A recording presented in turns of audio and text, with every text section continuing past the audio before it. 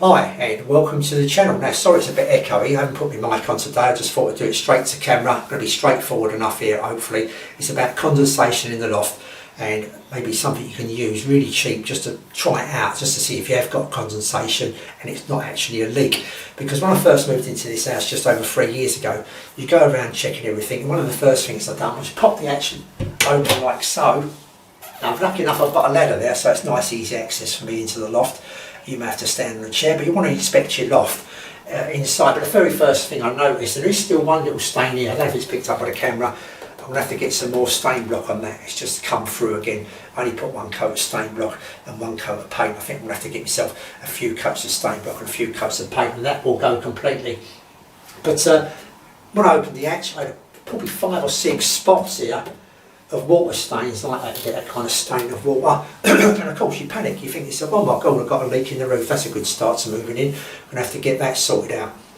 But I popped my head in the loft, and along the beams as well, like in between the beams, I've got some kind of wood there, and every now and again there was a spot of water on the wood as well, easy enough to see it hasn't dried.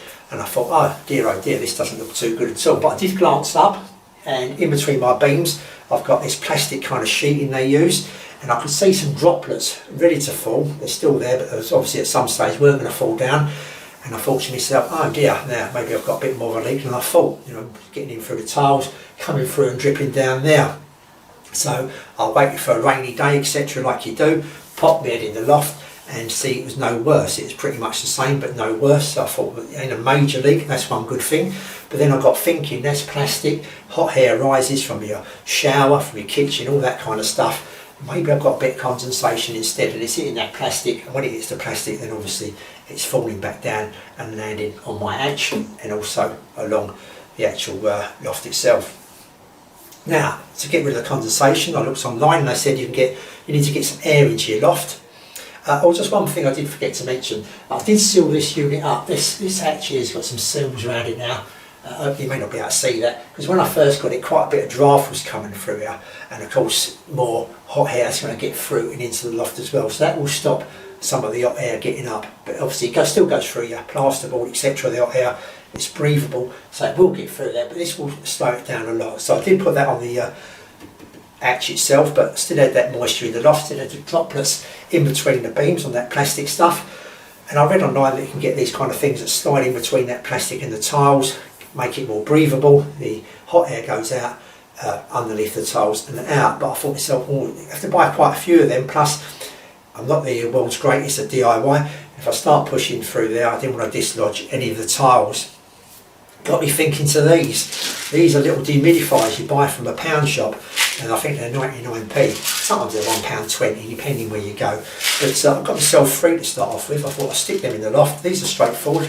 It comes out of this plastic stuff and all that, but they've got kind of like smells to them as well. The top comes off, that pink top comes off. Underneath you've got a bit of silver, that pulls off. You put the top back on and you put it in the loft. And I just put mine along one side of the beam, as you can see there, 3 of them in a row.